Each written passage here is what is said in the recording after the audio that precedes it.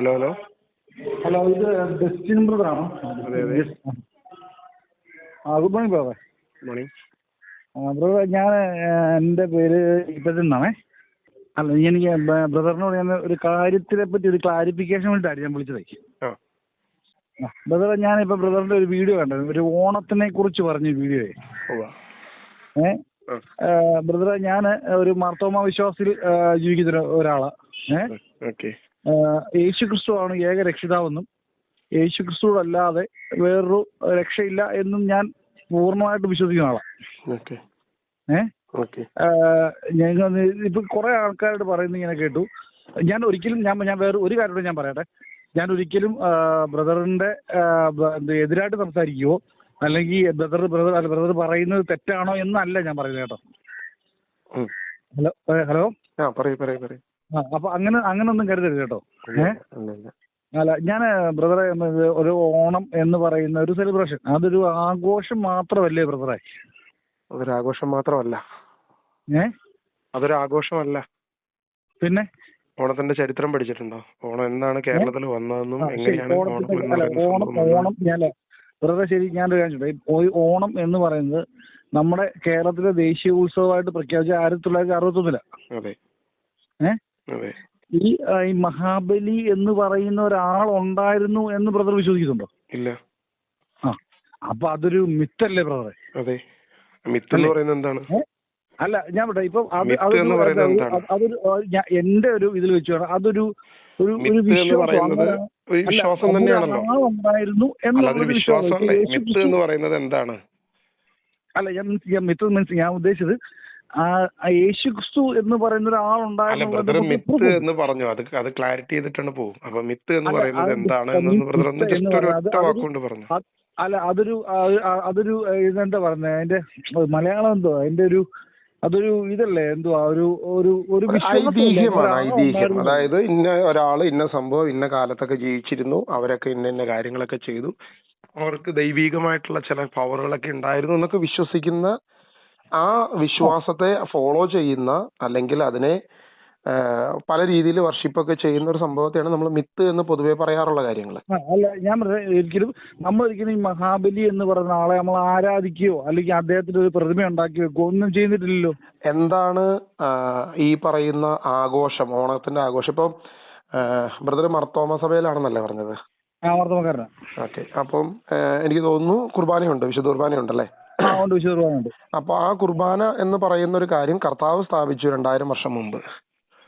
നമ്മൾ ഇന്നും അതിന്റെ ഓരോ രീതികളും തുടരുന്നു, അല്ലെ? അപ്പൊ ചിലപ്പോ സുവിശേഷ വായന ഉണ്ടാവും, ലേഖന വായന ഉണ്ടാവും, സുവിശേഷത്തെ കുറിച്ചിട്ടുള്ള ഒരു അവലോകനം ഉണ്ടാവും. ഇതൊക്കെ അതിന്റെ ഭാഗമാണല്ലോ, അല്ലേ? അതുപോലെ തന്നെ അപ്പം മുറിക്കൽ ശുശ്രൂഷ ഉണ്ടാവും. ഇതും അതിന്റെ ഭാഗം തന്നെയാണ്. അതായത് ഇവിടെ ചില വായനകളും പ്രാർത്ഥനകളും ഉണ്ട്. അതുപോലെ തന്നെ നമ്മളതിന് ഭക്ഷണം കഴിക്കുന്ന ഒരു സംഭവമുണ്ട്. ഇതെല്ലാം കർത്താവ് സ്ഥാപിച്ച വിശുദ്ധ കുർബാനയുടെ ഭാഗം തന്നെയാണ്.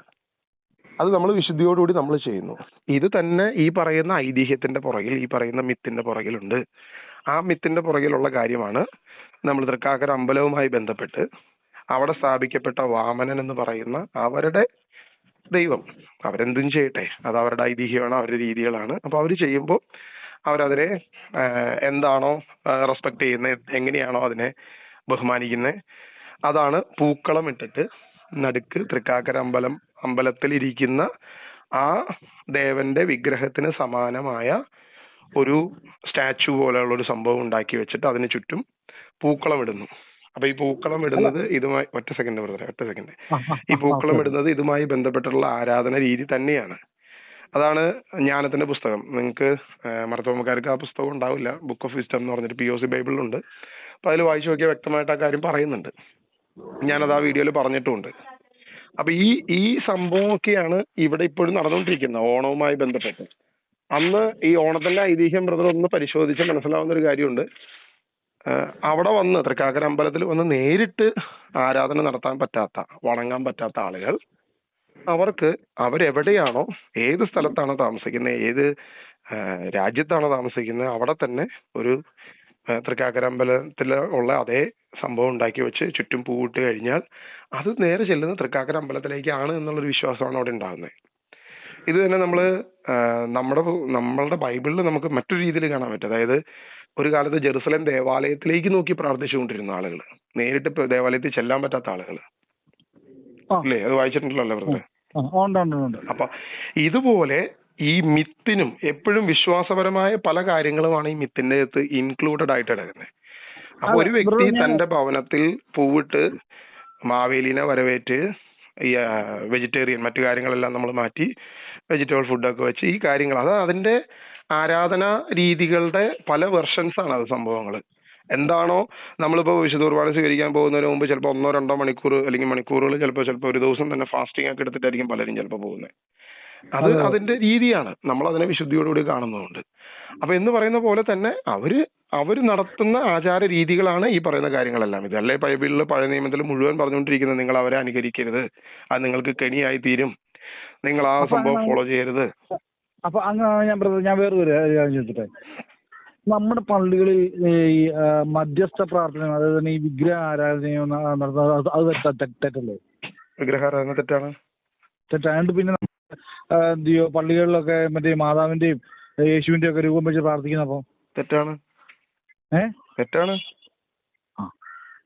അപ്പൊ ഈ മധ്യസ്ഥ ബൈബിളിൽ തന്നെ പറഞ്ഞിട്ടുണ്ട്, ഞാൻ പിതാവാകിയാൽ മക്കൾ ചോദിക്കുന്ന എന്തും ഞാൻ തരും എന്ന് പറയുന്നുണ്ട്. അപ്പൊ അങ്ങനെയാണ് ഈ മധ്യസ്ഥത പ്രാർത്ഥിക്കുന്ന ആവശ്യമില്ലല്ലോ, മക്കളല്ലേ ഡയറക്റ്റ് ചോദിച്ചാൽ കിട്ടത്തില്ലേ? ഏക മധ്യസ്ഥൻ കർത്താവായ യേശുക്രിസ്തു തന്നെയാണ്, വേറൊരു മധ്യസ്ഥൻ ഇല്ല, മധ്യസ്ഥന്റെ ആവശ്യമൊന്നുമില്ല. അപ്പൊ പിന്നെ ഈ മറ്റുള്ള മധ്യസ്ഥന്മാരൊക്കെ ബ്രദറെ അതിന്റെ ആവശ്യമൊന്നുമില്ലെന്ന്. ആ മധ്യസ്ഥന്മാരുടെ ഒറ്റ കാര്യമുള്ളൂ, സഭ പഠിപ്പിക്കുന്ന മധ്യസ്ഥന്മാരെ കുറിച്ച്. ഞാൻ ആയിരിക്കുന്ന കത്തോലിക്ക സഭ മധ്യസ്ഥന്മാരെ കുറിച്ച് യഥാർത്ഥമായി പഠിപ്പിക്കുന്നത്, ഇവിടുത്തെ വിശ്വാസികൾ ചെയ്യുന്നതല്ല ഞാൻ പറയുന്നത്, സഭ പഠിപ്പിക്കുന്ന ഒരു കാര്യമുണ്ട്. അതൊറ്റ കാര്യമുള്ളൂ, ഒരാള് ക്രിസ്തുവിൽ പൂർണ്ണമായി വിശുദ്ധീകരിക്കപ്പെട്ട് ക്രിസ്തുവിനോട് കൂടെ ചേർന്ന് അവൻ സ്വർഗത്തിലായിരിക്കുന്നു എന്ന് വിശ്വസിക്കുന്നു. കർത്താവായ യേശു ക്രിസ്തുവിന്റെ കാൽവരി ക്രൂശിലെ രക്ഷയാൽ ആ വ്യക്തി പാപങ്ങളെ മോചിപ്പിച്ച് കർത്താവ് അവനെ സ്വർഗത്തിൽ കൊണ്ടുപോയി. അപ്പൊ എങ്ങനെയാണ് ആ വ്യക്തി ജീവിച്ചത്, ആ വ്യക്തിയുടെ പ്രാക്ടിക്കൽ സൈഡുകൾ എങ്ങനെയായിരുന്നു, എങ്ങനെ ആ വ്യക്തി ക്രിസ്തുവിൽ പൂർണ്ണനായി അല്ലെങ്കിൽ ക്രിസ്തുവിൽ എത്രത്തോളം ആഴപ്പെട്ട് ജീവിച്ചു എന്നുള്ള കാര്യങ്ങൾ നമുക്ക് പഠിക്കാൻ വേണ്ടിയിട്ട്, മനസ്സിലാക്കാൻ വേണ്ടിയിട്ടാണ് സഭ വിശുദ്ധരെ കൂടുതലായിട്ട് മുന്നോട്ട് വയ്ക്കുന്നത്. ആ വിശുദ്ധൻ എങ്ങനെയാണ് വിശുദ്ധനായത്, ഇതൊന്നും ആർക്കും വേണ്ട. വിശുദ്ധൻ എങ്ങനെയാണ് വിശുദ്ധനായതെന്നും ഇവർക്ക് ആർക്കും അറിയണ്ട. പകരം വിശുദ്ധനിൽ നിന്നും കാര്യം സാധ്യം നടന്നാൽ മതി. ആ വിശുദ്ധനെ നമുക്ക് മധ്യസ്ഥനാക്കി വെച്ചിട്ട് നമ്മളെല്ലാം തൂമ്പയുടെ സ്വഭാവം ഉണ്ടല്ലോ, ഇങ്ങോട്ട് കിട്ടുക പോരട്ടെ എന്നുള്ള സംഭവം മാത്രമേ ഇവിടെ നടക്കുന്നുള്ളൂ, അല്ലാതെ വേറൊന്നും ഇവിടെ നടക്കുന്നില്ല. അതെ, അത് ഞാൻ ചോദിച്ചു. അപ്പൊ അത് തെറ്റല്ലേ? അപ്പൊ നമ്മൾ ഈ ഓണം സെലിബ്രേറ്റ് ചെയ്യുമ്പോൾ ചെയ്യുന്നുണ്ടെങ്കിൽ അപ്പൊ നമ്മൾ ഈ കാണിക്കുന്ന തെറ്റല്ലേ ബ്രദറെ? അത് തെറ്റാണെന്ന് നമ്മൾ അംഗീകരിക്കണമെന്നേ. ഞാൻ തെറ്റ് തന്നെയാണെന്ന് പറയുന്നത്, അതിനകത്ത് യാതൊരു മാറ്റമില്ല. ഞാൻ എത്രയോ വീഡിയോ ചെയ്തിട്ടുണ്ട് ആ വിഷയത്തില്. ഈ ഓണം എന്ന് പറഞ്ഞാൽ നമ്മൾ അവരുടെ ആചാരങ്ങൾ നമ്മൾ എടുക്കാതിരുന്നപ്പോ നമ്മൾ ആഘോഷിക്കുന്നത് ഇപ്പൊ ഓണം എന്ന് പറയുന്നത് ഈ ആഘോഷം എന്ന് പറയുന്നത് ആ ആചാരത്തിന്റെ ഭാഗം തന്നെയാണ് ബ്രദറെ. ഇപ്പൊ ഞാൻ വിശുദ്ധ കുർബാനയുടെ കേസ് പറഞ്ഞപ്പോ ഒറ്റ സെക്കൻഡ് ബ്രദറെ ഒന്ന് ക്ലാരിറ്റി ചെയ്തു പോവാം. വിശുദ്ധ കുർബാനയുടെ കേസ് പറയാണ്. അപ്പൊ വിശുദ്ധ കുർബാനയില് അപ്പം മുറിക്കൽ ശുശ്രൂഷ നടക്കുന്നത് ഇതിന്റെ എന്താണ് യഥാർത്ഥത്തില്? അതിന്റെ ഭാഗം തന്നെയല്ലേ, വിശുദ്ധ കുർബാനയുടെ ഭാഗം തന്നെയല്ലേ? പ്രാർത്ഥന മാത്രം ചൊല്ലി ഞാൻ വിശുദ്ധ കുർബാന സ്വീകരിക്കാതെ പോയി കഴിഞ്ഞാൽ അത് വല്ല കാര്യമുണ്ടോ അതിനുകൊണ്ട്? ഇല്ല. അപ്പൊ വിശുദ്ധ കുർബാന എന്ന് പറയുന്നത് ശരിക്കും പറഞ്ഞാൽ കത്തോലിക്ക സഭ പഠിപ്പിക്കുന്നത് ഒരു ആഘോഷമാണെന്ന് പഠിപ്പിക്കുന്നത് യഥാർത്ഥത്തില്. അപ്പൊ അല്ല, ഞാൻ ആ വാക്ക് പറഞ്ഞതാണ്, ജസ്റ്റ് ആ വാക്ക് ഉദ്ദേശിച്ചതാണ്. അപ്പൊ നമ്മളെപ്പോഴും ആഘോഷങ്ങളെ മാത്രം എടുക്കുന്നു, ഞങ്ങൾ ആചാരങ്ങൾ എടുക്കുന്നില്ല എന്ന് പറയുമ്പോൾ ആ ആഘോഷങ്ങളുടെ പുറകിലാണ് ഈ ആചാരങ്ങളെല്ലാം മറഞ്ഞിരിക്കുന്നത്. അതിന്റെ പുറകിൽ ഇതെല്ലാം ഇരിക്കുന്നുണ്ട്. നമ്മൾ അറിഞ്ഞോ അറിയാതെയോ ചെയ്തു പോകുന്നതെല്ലാം ഈ ആരാധന തന്നെയാണ്. അല്ല ബ്രദറെ, ഞാൻ വേറെ കാണട്ടെ. ഈ മഹാബലി എന്ന് പറയുന്ന ഒരാള് ജീവിച്ചിരിപ്പുണ്ടായിരുന്നോ ഇല്ലയോ അത് ഓക്കെ, അത് വിട്, അതല്ലല്ലോ, അത് ഇതല്ല. പക്ഷെ ഞാൻ വേറെ ഇപ്പം ആ മഹാബലി എന്ന് പറഞ്ഞ ആള് നമുക്ക് കാണിച്ചു തന്ന ഒരു കാര്യം, പുള്ളിക്കാരനെ പറ്റി പറയുമ്പോൾ മാലോകരെല്ലാരും ഒന്നുപോലെ സ്നേഹിക്കാനും ഒത്തൊരുമ ജീവിക്കാനും ഒക്കെയാണ് അന്ന് മഹാബലി പഠിപ്പിച്ചത്. നമ്മുടെ യേശു നമ്മളെ പഠിപ്പിച്ചത് അത് തന്നെയല്ലേ? അപ്പൊ സംശയം ഞാൻ ചോദിക്കട്ടെ ബ്രദറെ, നമ്മളിപ്പോ ഒരു മെസ്സേജ് കൊടുക്കുകയാണ്, നമ്മൾ പൊതുജനത്തിന് ഒരു മെസ്സേജ് കൊടുക്കുക വേണ്ട, നമ്മുടെ പിള്ളേരെ മാത്രം നമ്മൾ എടുക്കുക, നമ്മുടെ യുവതലമുറയെ അല്ലെങ്കിൽ അടുത്ത തലമുറകളെ മാത്രം നമ്മൾ എടുക്കുക. അപ്പൊ നമ്മൾ തലമുറയ്ക്ക് മയക്കുമരുന്ന് MDMA നല്ലതാണ്, ചില കാര്യത്തിന് അത് ഉപകാരപ്രദമാണ് എന്ന് നമുക്ക് പറയാൻ പറ്റുമോ ജനങ്ങളോട്, പുതിയ തലമുറയോട്? കാരണം അത് അപകടകരമായിട്ടുള്ള ഒരു സാധനമാണ് അല്ലെ. അപ്പൊ എന്ന് പറയുന്ന പോലെ തന്നെ ഇവിടെ ബ്രദർ ഇപ്പൊ പറഞ്ഞൊരു ഉദാഹരണം എടുക്കുകയാണ്. മാവേലി നമ്മളെ പഠിപ്പിച്ചത് എല്ലാവരും ഒരുപോലെ സ്നേഹിക്കണം എന്നൊക്കെ ഉള്ള സംഭവം പഠിപ്പിച്ചു. അങ്ങനെ ഒരു കാര്യമാണ് ഇത് ചെയ്തത്. മാവേലി ഭരിച്ചുകൊണ്ടിരുന്ന സമയത്താണെങ്കിൽ ഒരു കള്ളവും ഇല്ല, പൊളിവചനവും ഇല്ല, ഒന്നുമില്ല, എള്ളോളമില്ല, നീതിന്യായവും സത്യവും മാത്രം, അതല്ലാതെ മറ്റൊന്നുമില്ല. പക്ഷെ ഈ മാവേലിനെ നശിപ്പിക്കാൻ വന്നത് ആരായിരുന്നു? ഈ വാമനനല്ലേ ശരിക്കും അവരുടെ ദൈവിക അവതാരം വാമനനല്ലേ? മഹാബലി അസുരനല്ലേ? അതായത് പൈശാചിക മൂർത്തിയാണ്. അപ്പൊ നമ്മളിവിടെ കൊടുക്കുന്ന മെസ്സേജ് എന്താണ്? ഒറ്റ സെക്കൻഡ്. നമ്മളിവിടെ കൊടുക്കുന്ന മെസ്സേജ് എന്താണ്? പൈശാചിക മൂർത്തി നന്മ ചെയ്യുകയും അവരുടെ ദൈവത്തിന്റെ മൂർത്തികൾ തിന്മ ചെയ്യുകയും ചെയ്യുന്നു എന്നൊരു മെസ്സേജ് നമ്മൾ ജനത്തിന് കൊടുക്കുന്നുണ്ടോ ഇല്ലയോ? അതാണ് എന്റെ ചോദ്യം. ബ്രദറെ, ഇപ്പൊ നമ്മളുടെ വിശുദ്ധരുടെ ഒക്കെ ഓർമ്മ പെരുന്നാളൊക്കെ ആഘോഷിക്കാറില്ലേ? ഇത് ആചരിക്കാറില്ലേ? തീർച്ചയായിട്ടും ഇല്ലേ? അപ്പൊ അതുപോലൊരു എന്താ ഒരു ഒത്തുകൂടലിന്റെയും വിശുദ്ധരുടെ ഓർമ്മ പെരുന്നാൾ നമ്മൾ എന്തിനാണ് ആചരിക്കുന്നത്? എന്താണ് അതിന്റെ ഉദ്ദേശം? അതിന്റെ പുറകിലുള്ള അവരെ ഓർക്കുന്നു എന്നല്ലേ ഉള്ളൂ. എന്താണ് ഓർക്കുന്നതിന്റെ ഉദ്ദേശം? എന്താണ്? എനിക്കറിയത്തില്ല. ഞാൻ പറഞ്ഞു, ഞാൻ മർത്തോമക്കാരനാണ്. എനിക്ക് വിശുദ്ധരുടെ ഓർമ്മ പെരുന്നാൾ ആഘോഷിക്കുകയും ചെയ്യുമ്പോ ഞാൻ ഇപ്പൊ തൊട്ടു മുമ്പ് പറഞ്ഞ കാര്യമാണ്. അതായത് ആ വിശുദ്ധൻ എങ്ങനെ വിശുദ്ധനായി, എന്താണ് ക്രിസ്തുവിന് വേണ്ടി ആ വിശുദ്ധൻ ചെയ്തത്? എനിക്ക് ഒറ്റ സെക്കൻഡ് എനിക്ക് അങ്ങനെ ചെയ്യാൻ പറ്റുമോ? അപ്പൊ വിശുദ്ധന്റെ ഒരു ഓർമ്മ തിരുനാൾ നമ്മൾ ആഘോഷിക്കുമ്പം, ഇപ്പം നമ്മള് ഗാന്ധിജി അല്ലെ, ഗാന്ധിജി നമ്മുടെ രാഷ്ട്രപിതാവാണ് ആണല്ലോ അല്ലെ? ഗാന്ധിജിയുടെ കാര്യം നമ്മൾ പറയുമ്പം ഗാന്ധിജി ഇന്ത്യക്ക് വേണ്ടി, രാഷ്ട്രത്തിന് വേണ്ടി ഒരുപാട് നന്മകൾ ചെയ്തിട്ടുണ്ട്. ചരിത്രം പഠിച്ച നന്മകൾ മാത്രമൊന്നുമല്ല, പല കാര്യങ്ങളും അതിനകത്തുണ്ട്. അദ്ദേഹത്തിന്റെ വിശ്വാസപരമായ പല തെറ്റുകളും കുറ്റങ്ങളും ഉണ്ട്. അപ്പൊ ചെയ്ത നന്മകള്, ഗാന്ധിജി ചെയ്ത നന്മകളെ നമ്മൾ ഓർക്കുന്നു, രാഷ്ട്രത്തിന് വേണ്ടി ചെയ്ത സംഭാവനകളെ നമ്മൾ ഓർക്കുന്നു. ഇതാണ് അവിടുത്തെ ഓർമ്മ തിരുനാൾ നമ്മൾ ആഘോഷിക്കുന്നത്. ഒരു മനുഷ്യൻ അവൻ വിശുദ്ധനായി തീർന്നാൽ അവന്റെ പഴയ പാപങ്ങൾ എങ്ങനെയായിരുന്നു, ഏത് രീതിയിലായിരുന്നു, ആ പാപങ്ങൾ അവൻ എങ്ങനെ ഉപേക്ഷിച്ച് ക്രിസ്തുവിൽ എങ്ങനെ വിശുദ്ധനായി മാറി. ഇതാണ് യഥാർത്ഥത്തിൽ നമ്മളൊരു വിശുദ്ധന്റെ ഓർമ്മ തിരുനാൾ ആഘോഷിക്കുമ്പോൾ നമ്മൾ ഓർക്കുകയും മനസ്സിലാക്കുകയും ചെയ്യേണ്ടത്. അല്ല, ഞാൻ നേരത്തെ ചോദിച്ച ചോദ്യത്തിന് ബ്രദർ എപ്പോഴും ഉത്തരം കംപ്ലീറ്റ് ചെയ്തിട്ടില്ല. അതായത് നമ്മുടെ പുതിയ തലമുറയ്ക്ക് നമ്മൾ കൊടുക്കുന്നത് സാത്താന്റെ അരൂപിയായ, അല്ലെങ്കിൽ ആ രീതിയാണെന്ന് ഹൈന്ദവർ പോലും വിശ്വസിക്കുന്ന അസുരൻ നന്മ മാത്രം ചെയ്യുകയും ഒരു തിന്മയും ചെയ്യാതിരിക്കുകയും ദൈവത്തിന്റെ അരൂപി എന്ന് അവർ വിശ്വസിക്കുന്ന ഈ പറയുന്ന വാമനനും മറ്റുള്ളവരും ഈ അസുരന്റെ ഈ നന്മയെ തകർക്കാൻ ശ്രമിക്കുകയും ചെയ്യുന്നു എന്ന് പറയുമ്പം നമ്മുടെ പിള്ളേർക്ക്, ഇപ്പൊ എന്റെ കൊച്ചിന് 3.5 വയസ്സായിട്ടേ ഉള്ളൂ, എന്റെ മകൾക്ക്. അപ്പൊ എന്റെ മകള് വളർന്നു വരുമ്പോൾ ഞാൻ ഈ കഥയൊക്കെ കൊച്ചിന് പറഞ്ഞു കൊടുക്കുകയും ഈ സംഭവങ്ങൾ ഉള്ളതോ ഇല്ലാത്തതോ എന്തുമാകട്ടെ നമ്മൾ അതിന്റെ ആചാരമൊക്കെ എടുക്കുന്നു, ആഘോഷമൊക്കെ എടുക്കുന്നു. അപ്പൊ ഞാൻ എന്റെ കൊച്ചിനോട് പറഞ്ഞു കൊടുക്കുന്നത് പിശാച് നല്ലവനും ദൈവം മോശക്കാരനും എന്നുള്ള ഒരു മെസ്സേജ് അല്ലേ നമ്മളവിടെ കൊടുക്കുന്നേ? അപ്പൊ പിന്നെ ആ ആചാരം തന്നെ ദൈവീകമാണോ പൈശാചികമാണോ എന്ന് തിരിച്ചറിയാൻ ഇതിന്റെ അപ്പുറത്തോട്ട് വേറെ വലിയ ഉദാഹരണം വേണോ?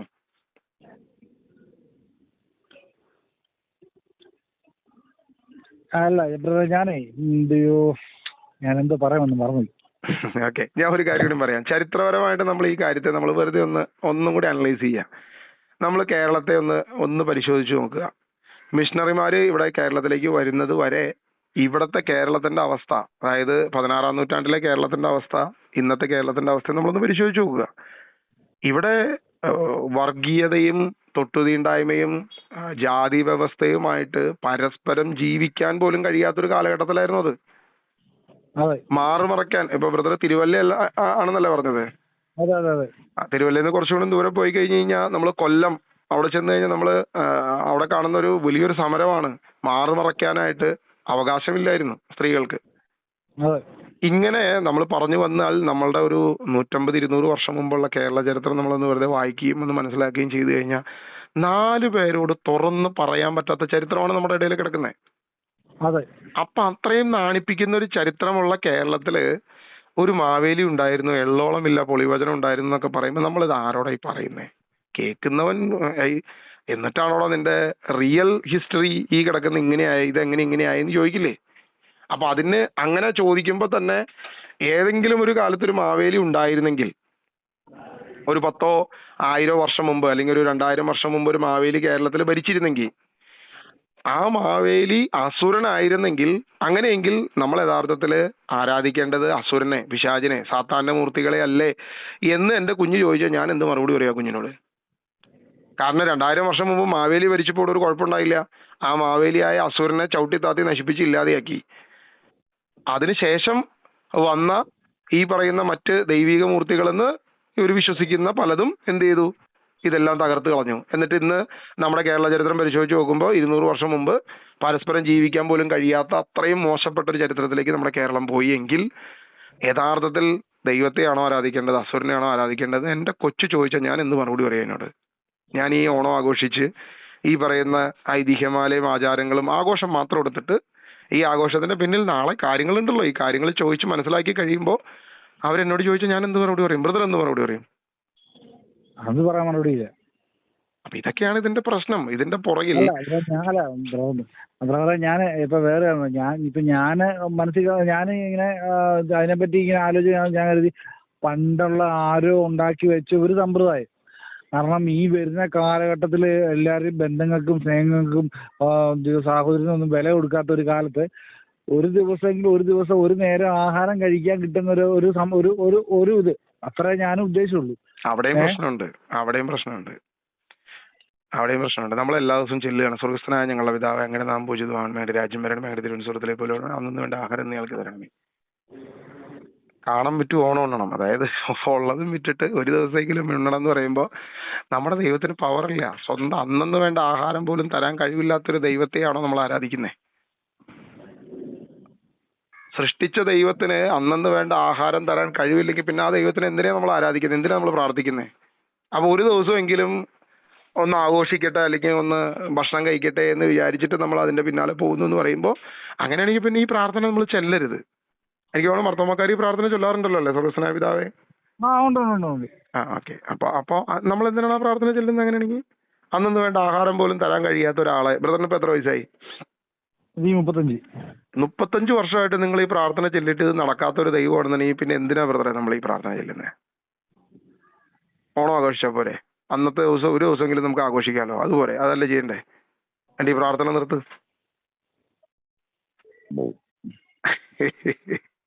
നമ്മുടെ പ്രശ്നം എന്താണെന്നറിയാമോ? നമ്മുടെ മുമ്പിൽ സാത്താൻ ഒരിക്കലും അവന്റെ യഥാർത്ഥ വേഷത്തിൽ വരത്തില്ല. അവൻ ആചാരങ്ങളുടെ മറവിൽ, ആഘോഷങ്ങളുടെ മറവിൽ ഇങ്ങനെയൊക്കെ വരത്തുള്ളൂ. ഇത് വിശ്വസിച്ച് ഈ പാവം വിശ്വാസികൾ അതിന്റെ പിന്നാലെ പോകുമെന്ന് പിശാചിന് നന്നായിട്ട് അറിയാം. ആ പിശാചാണ് ഇന്ന് പ്രവർത്തിക്കുന്നത്. 1-ാമത്തെ നൂറ്റാണ്ടുകൾ നമ്മളൊന്ന് പരിശോധിച്ച് നോക്കുക. സഭ ഏറ്റവും കൂടുതൽ പീഡനമേറ്റ കാലഘട്ട 1, 2, 3 നൂറ്റാണ്ടുകൾ പീഡിപ്പിച്ചിട്ട് ഈ സഭ വളരുന്നതല്ലാതെ തളർന്നിട്ടില്ല. പീഡിപ്പിച്ചതോറും സഭ വളർന്നുകൊണ്ടിരുന്നു. സ്തെഫാനോസിനെ കൊന്നു കഴിഞ്ഞപ്പോൾ സഭ സമരിയായിലേക്ക് വ്യാപിച്ചു. അടുത്ത പീഡനം കൊടുത്തപ്പോൾ സഭ അടുത്ത രാജ്യങ്ങളിലേക്ക് വ്യാപിക്കാൻ തുടങ്ങി. സഭ വ്യാപിച്ചുകൊണ്ടിരുന്നു. ഒരിക്കലും പീഡനം എന്ന് പറയുന്ന സാധനം സഭയ്ക്ക് ഒരു പ്രശ്നമേ അല്ലായിരുന്നു. പീഡിപ്പിക്കും തോറും സഭ വളരുകയായിരുന്നു. അപ്പോ സാത്താൻ കൊണ്ടുവന്ന പുതിയ ഐഡിയയാണ് പീഡിപ്പിക്കുകയോ നശിപ്പിക്കുകയോ ഐഡിയോളജി വെച്ച് തകർക്കുകയോ ചെയ്തിട്ടൊന്നും ഒരു കാര്യമില്ല. ഇതിന് എപ്പോഴും വിശ്വാസത്തിന്റെ മറ പിടിച്ചുകൊണ്ട് മറ്റൊരു കാര്യം ഇതിന്റെ മുമ്പിൽ കൊണ്ടുവന്നാലേ വിശ്വാസികൾ തകർന്നു പോകത്തുള്ളൂ, വിശ്വാസികൾ ഇല്ലാതെയാകത്തുള്ളൂ. അത് സാത്താന് നന്നായിട്ട് അറിയാം. അങ്ങനെ സാത്താൻ പിന്നീട് പ്രവർത്തിച്ചിരിക്കുന്നതാണ് ഇന്ന് നമ്മൾ കാണുന്ന പല ഐതിഹ്യങ്ങളും പല വിശ്വാസങ്ങളും, ഇന്ന് പല മതങ്ങളും പല കാര്യങ്ങളും ഈ സാത്താന്റേതായിട്ടുള്ള ഇത്തരം പ്രവർത്തനങ്ങളിൽ നിന്നും വന്നത്. കർത്താവായ യേശു ക്രിസ്തുവിനെ മാറ്റി നിർത്തിക്കൊണ്ട് ഈ രീതിയിലേക്ക് ഞാൻ അന്നും ആ വീഡിയോയിലും പറഞ്ഞൊരു കോട്ട് തന്നെയാണ് ഞാൻ ബ്രദറിനോട് പറയുന്നത്. നമുക്ക് ആരോടും വിരോധമില്ല, വൈരാഗ്യമില്ല, വിദ്വേഷമില്ല. ക്രിസ്തു പഠിപ്പിച്ച സ്നേഹം മാത്രമേ ഉള്ളൂ നമുക്ക് എല്ലാവരോടും. അത് മതം എന്ന് പറയുന്ന ഒരു സംഭവം നമ്മൾ നോക്കുകയില്ല. എന്റെ സംഭവത്തിൽ എന്നെ സംബന്ധിച്ച് എന്റെ മുമ്പിൽ വരുന്നൊരു വ്യക്തി അവൻ ഏത് വിശ്വാസത്തിൽ, ഏത് രീതിയിൽ, ഏത് ജീവിതം ഒന്നുമല്ല. ദൈവം സൃഷ്ടിച്ച ആ ശരീരത്തിൽ ദൈവത്തിന്റെ ആത്മാവ് അവരിൽ വസിക്കുന്നു എന്ന് മാത്രമാണ് നമ്മൾ വിശ്വസിക്കുന്നത്. ആ ആത്മാവിനോടാണ് നമ്മൾ സംസാരിക്കുക. ഒരു മുൻധാരണയും വെച്ചുകൊണ്ടല്ല നമ്മൾ ഒരാളോട് സംസാരിക്കുന്നത്. ആ വ്യക്തിയോട്, ആ ആത്മാവിനോട് നമ്മൾ സംസാരിക്കുക. അപ്പൊ നമുക്ക് ആ സ്നേഹം മാത്രമേ നമുക്ക് ഉണ്ടാകത്തുള്ളൂ. ഒരു വൈരാഗ്യം ഉണ്ടാവില്ല, ഒരു വിദ്വേഷം ഉണ്ടാകത്തില്ല ഒരാളോട്. അപ്പൊ മതസൗഹാർദ്ദം അല്ല വേണ്ടേ, മനുഷ്യ സൗഹാർദ്ദമാണ് നമുക്ക് വേണ്ടേ. അതുണ്ടാവാൻ വേണ്ടിയിട്ട് നമ്മൾ മാക്സിമം ട്രൈ ചെയ്യുക. ഇത്തരം കപടമായ, നമ്മളെ നശിപ്പിക്കുന്ന, വഴിതെറ്റിക്കുന്ന, വിശ്വാസികളെ വഴിതെറ്റിക്കുന്ന ഇത്തരം രീതികളിൽ നമ്മൾ ബോധവാന്മാരാകുക. പൗലോസ് അപ്പോസ്തലൻ പഠിപ്പിച്ചിട്ടുണ്ട്. സാത്താനെ കുറിച്ച് നമ്മൾ ബോധവാന്മാരാണല്ലോ, അവന്റെ പ്രവർത്തനങ്ങളെ നമ്മൾ അറിയുന്നല്ലോ എന്ന് പറഞ്ഞിരിക്കുന്നത്. സത്യത്തിൽ നമുക്ക് അറിയില്ല എന്നുള്ളതാണ് ഇപ്പോഴത്തെ ഏറ്റവും വലിയ പ്രശ്നം. ബാക്കിയെല്ലാം നമുക്കറിയാം, ലോകത്തുള്ള മുഴുവൻ കാര്യം അറിയാം, സാത്താന്റെ പ്രവർത്തനത്തെ കുറിച്ച് നമുക്ക് യാതൊരു വിധ ഐഡിയ ഇല്ല. ബ്രദറെ, പിന്നെ എപ്പോഴെങ്കിലും ഒന്ന് വിളിക്കോ, ഞാൻ ഒന്ന് ഇറങ്ങാൻ നിൽക്കുക. ശരി ശരി, ഓക്കെ ഓക്കെ ഓക്കെ. എനിക്ക് ഇത്രയും പറഞ്ഞ് ക്ലാരിഫൈ ചെയ്ത് തന്നതിന് താങ്ക്സ്. ഓക്കെ, ദൈവം അനുഗ്രഹിക്കട്ടെ ബ്രദറെ. Okay, thank you brother.